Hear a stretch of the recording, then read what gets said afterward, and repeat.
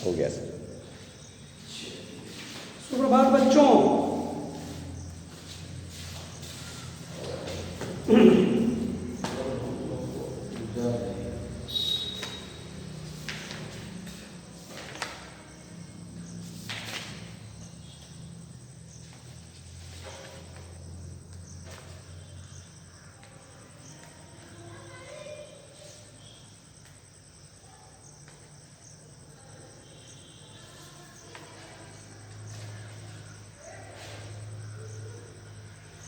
तो कल मैं आपको पढ़ा रहा था, जो कि अधूरा रह गया, क्रांतिकारियों का तपोवन अंडमान निकोबार। ठीक है। अंडमान निकोबार के संदर्भ में मैं आपको बहुत सी जानकारियां भी दी थी कल, और अगली कड़ी में आप आइए कि अंग्रेजों के पुनः आने के बाद पिनल सेटलमेंट, जिसको कैदी उपनिवेश कहते हैं, समाप्त कर दिया गया और सभी लोगों को आज़ाद कर दिया गया। अंग्रेज जब हमारे देश पर शासन करना शुरू किया तो उसने क्या किया, जो अंडमान निकोबार में जितने भी लोग कैदी उपनिवेश में थे सबको मुक्त कर दिया और अपने अपने घर को जाने को कहा। जिसकी इच्छा है घर जाने की वो घर जा सकता है, नहीं जिसकी इच्छा है यहाँ रहने की उसकी मदद सरकार करेगी और वो यहाँ रह सकता है, उसका एस्टेब्लिश भी सरकार यहाँ कर सकती है। इसके लिए कोई प्रेशर नहीं है, दबाव नहीं है। बहुत से लोग भारत लौट आए, उन्हें लौटता देखकर मजदूर भी लौटने का प्रयास करने लगे। इसका परिणाम यह हुआ कि सन 1941 में यहाँ की जनसंख्या जो 35,000 थी सो घट करके 14,000 पर आ गया। समझ गया कि नहीं? सभी लोग पलायन कर गए। 15 अगस्त 1947 को भारत में अंग्रेजी राज्य समाप्त हो गया और तब ये द्वीप भी स्वतंत्र भारत के अंग बन गए। 1 नवंबर 1956 ईस्वी को केंद्र शासित का दर्जा उसे दिया गया। अंडमान निकोबार को 1956 में राष्ट्रपति की ओर से चीफ कमिश्नर द्वारा यहाँ का शासन चलाया जाने लगा। आज भी सेलुलर जेल की इमारत आज भी है, लेकिन अब खंडहर के रूप में है। कुछ हिस्सा उसका डिस्ट्रॉय हो गया है और उस सेलुलर जेल में हमारे देश के जो दीवाने थे, देश को आज़ाद करने के जो क्रांतिकारी लोग थे, उनको जो पकड़ करके उस जेल में डाला गया था, उसकी आज़ादी का इतिहास आज भी वहाँ देखने को मिलता है। समुद्र तटीय एक बहुत ऊंचे टीले पर खड़ी है। इस इमारत की 7 भुजाएं थी, लेकिन अब मात्र 3 भुजाएं शेष रह गई है। बीच का टावर रह गया है। इसमें राजनीतिक कैदियों के नाम की सूची लगी है। जो भुजाएं गिरा दी गई थी, उस भुजा पर अस्पताल की भव्य इमारत बनी हुई है। अंडमान निकोबार समूह में कुल 204 द्वीप हैं। किसी द्वीप का क्षेत्रफल 1.5 एकड़ का है तो किसी का हजारों एकड़ का है। अनंत समुद्र के बीच में हरे भरे वन प्रदेशों से आच्छादित इन द्वीपों का दृश्य बड़ा सुहावना लगता है। बृहद अंडमान में कुछ पहाड़ियाँ जो छोटी छोटी उपत्यकाओं का निर्माण करती है। उपत्यकाओं, पहाड़ के पास वाली जो जमीन होती है, जिसको तराई क्षेत्र कहते हैं या घाटी कहते हैं, उसको हिंदी में उपत्यका भी कहा जाता है। सबसे ऊंची शिखर सैडिल पीक है, जो 2400 फुट ऊंचा है। लघु अंडमान प्रायः समतल है, यहाँ नदियाँ नहीं हैं, छोटे छोटे नाले हैं। साल भर यहाँ एक सा तापमान रहता है। जून से सितंबर तक खूब वर्षा होती है। 123 इंच पानी करीब करीब वर्षा में हो जाती है। वर्षा का आरंभ मई में ही हो जाता है, जो दिसंबर तक चलता रहता है। जनवरी से अप्रैल तक यहाँ वसंत ऋतु रहती है। बहुत थोड़े ऐसे स्थान हैं जहाँ की आबादी घनी है यहाँ, क्योंकि अधिकांश प्रदेश जो हैं सो सघन वनों से घिरा हुआ है।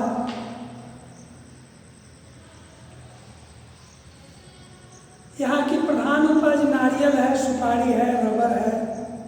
ये भी कल मैं पढ़ाया था, पुनः पढ़ा रहा हूँ। इसका ये मतलब नहीं कि मुझे मालूम नहीं है, मुझे मालूम है कि ये सब चीज़ मैं पढ़ाया था।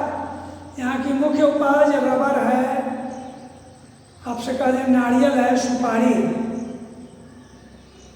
लेकिन आजकल अब धान की भी पैदावार वहाँ होने लगी है। यहाँ इमारती लकड़ी और समुद्र से मछली का व्यापार यहाँ के लोगों की आय का स्रोत है।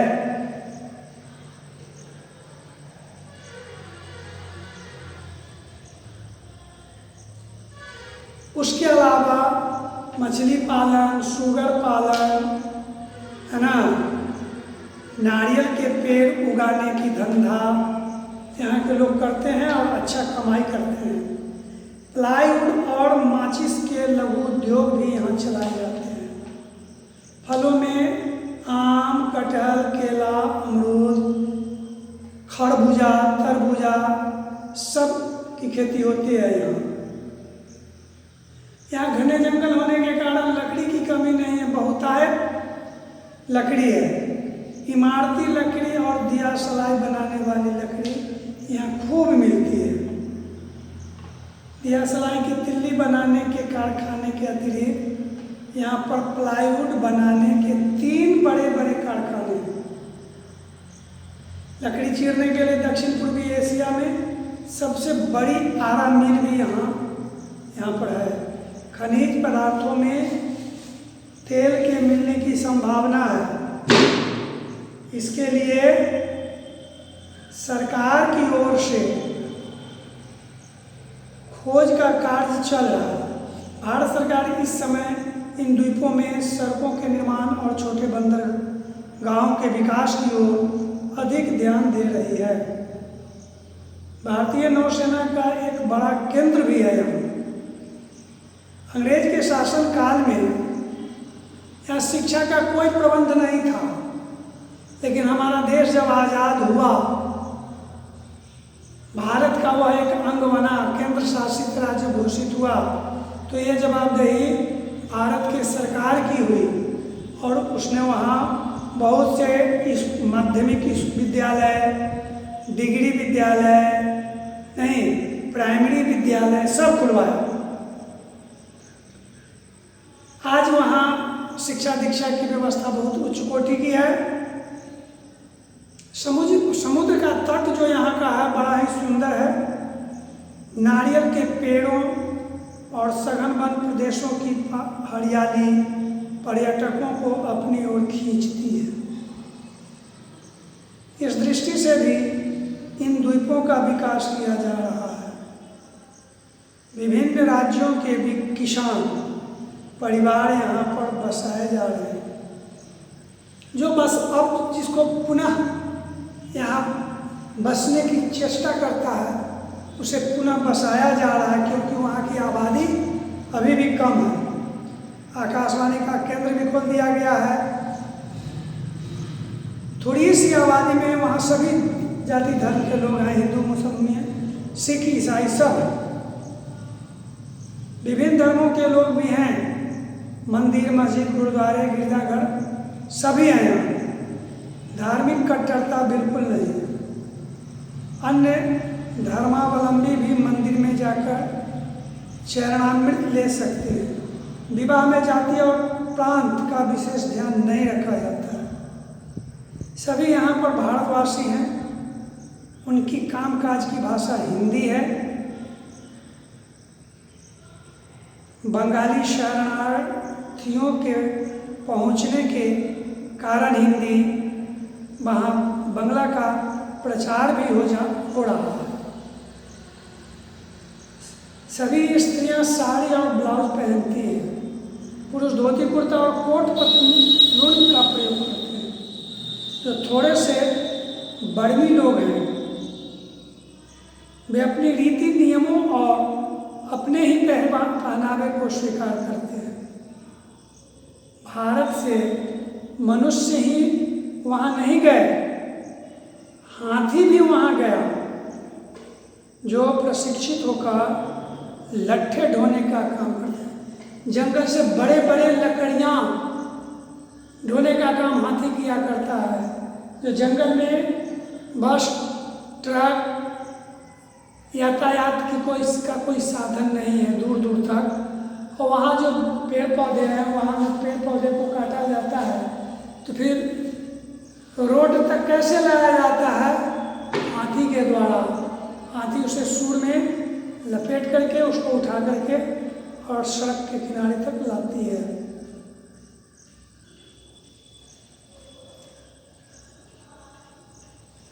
लघु अंडमान में रहने वाले आदिवासी ओंगी कहलाते हैं। दक्षिण और मध्य अंडमान में जरावा जाति के लोग रहते हैं। सेंटिनरी द्वीप समूह में सेंटिनरी, निकोबार में निकोबारी और ग्रेट निकोबार में शोम्पेन जाति के लोग बसते हैं। निकोबारी हिंद चीन जाति से बहुत मिलते जुलते हैं और अंडमान में बसने वाली जनजातियों से हर क्षेत्र में आगे हैं। दूसरी जातियों के लोग अब सघन वनों से निकलकर सभ्य संसार में आने लगे। वे निक्कर बनियान भी पहनने लगे हैं। कम से कम 4 अंगुल का कॉपिन जरूर पहन लेते हैं। जरावा और सेंटेनियल जाति के लोग जब पोर्ट ब्लेयर आते हैं तो चीफ कमिश्नर उन्हें एक एक निक्कर और बनियान के अलावा चीनी और तंबाकू भी भेंट में देते हैं। सभी जातियों की बोलियां अलग अलग है। हिरन और सुगर आदि के अलावा मछली का शिकार भी वे बड़े प्रसन्नता से करते हैं। तीखे तारों का वार करके वे पानी में तैरती मछली को मार देते हैं। नाटे पलते बिल्कुल निग्रो जैसे दिखने वाले इनकी आंखें गोल गोल पीली और चमकीली होती है तथा चेहरा दबा हुआ होता है। यहाँ स्त्रियां टोकरियां बुन लेती हैं। ये लोग अपनी झोपड़ियों को नारियल के पत्तों से सजाते हैं। लकड़ी के मचान बनाकर उस पर रहते हैं। इनका मुख्य आहार नारियल, शहद और केला है। कुछ आदिवासी जातियां तो अभी भी अपने को इन द्वीपों का राजा समझती है। निकोबार द्वीप समूह में 19 द्वीप हैं। यहाँ के मूल निवासी प्रायः मंगोल जैसे होते हैं। ये रोमन लिपि में निकोबारी पढ़ते हैं। इन्हें अंग्रेजी के साथ हिंदी भी पढ़ाई जाती है। इन द्वीपों में गंदगी नहीं दिखाई देती।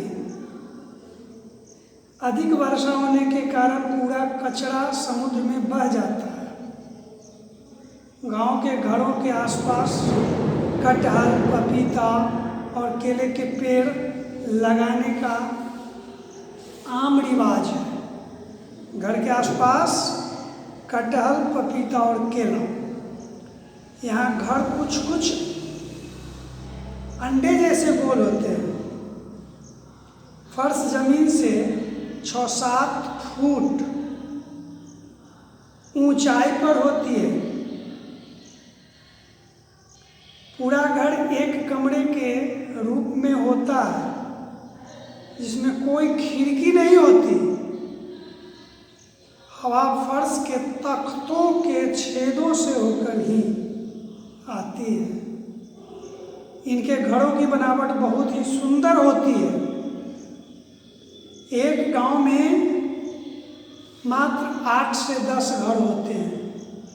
उनका एक मुखिया होता है जिसे कैप्टन कहते हैं। यही आपसी झगड़ों का निपटारा करता है। पहले लेन देन के रूप में नारियल का इस्तेमाल किया जाता था, परंतु अब ये लोग रुपए पैसे को पहचानने लगे हैं। नारियल, लकड़ी, शंख, सीप की बनी सुंदर चीज़ें बनाकर ये लोग बेचते हैं। मतलब मिला जुला करके ये लोग बहुत ही आनंद से रहने वाले लोग हैं। चोरी, बेईमानी, गुंडागर्दी इन लोगों में बिल्कुल नहीं है। निकोबार द्वीपपुंज की राजधानी कार निकोबार है। हरियाली से ढका यह द्वीप नारियल, केले, सुपारी के वृक्षों और हरी भरी पहाड़ियों में सुशोभित है। अंडमान का सा डरावनापन यहाँ नहीं है। निकोबार में सांस्कृतिक दृष्टि से इन द्वीपों का बहुत महत्व है। ऐतिहासिक दृष्टि से भी ये द्वीप क्रांतिकारियों का तपोवन होने के कारण हमारे लिए तीर्थ स्थान स्वरूप है। अपने प्राकृतिक सौंदर्य के कारण तो ये सैलानियों का स्वर्ग है। यहाँ बहुत कुछ है ऐसा जो सुंदर था, बहुत कुछ ऐसा जो परस्पर भिन्न भी था, किंतु यह विभिन्नता और नाना रूप बिखेरता सौंदर्य सब एक ही ओर इशारा कर रहे हैं। क्या कि विभिन्नता में ही वास्तविक एकता होती है। इस समय हमें विश्व कवि रविंद्रनाथ ठाकुर का वह गीत याद आ रहा है जिसमें उन्होंने कहा है, हे मेरे चित्त इस पुण्य तीर्थ में धीरे धीरे जाओ। इस भारत में के महामानव रूपी सागर के तीर पर यहाँ खड़ा होकर दोनों बाहें बढ़ाकर मैं नर देवता को नमस्कार करता हूँ और उदार छंदों में परम आनंद से मैं उनकी वंदना करता हूँ। ध्यान गंभीर ये जो पर्वत हैं, नदी रूप जलमाला को धारण किए हुए जो विस्तृत मैदान है, यहाँ इस पवित्र धरती पर इनको सदा देखो। कोई नहीं जानता किसके बुलाने पर कितने मनुष्यों की धारा दुर्निवार शोक में कहाँ से आई है और उस भारत के महामानव रूपी समुद्र में विलीन हो गई। यहाँ आर्य, द्रविड़, चीनी, शक, हूण, पठान, मुगल सारे एक देह में लीन हो गए।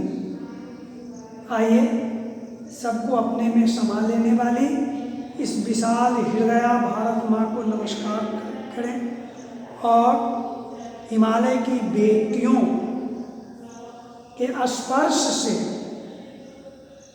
पवित्र किए गए इस महासागर के तीर्थ जल में इसका अभिषेक करें। ये आज आपकी पढ़ाई पूरी हो गई। अंडमान निकोबार, वैसे कल मैं फिर आगे नहीं बढ़ने जा रहा हूँ, इसी के संदर्भ में मैं आपसे पूछूंगा भी, इसलिए धड़फड़ाने की बात नहीं है। कल इसमें से मैं पूछूंगा भी, फिर कुछ इसके बारे में बताऊंगा भी, और जो व्याकरण से संबंधित कुछ क्वेश्चंस वगैरह हैं उसको भी मैं हल करवाऊंगा।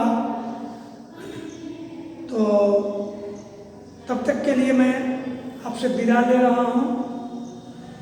धन्यवाद।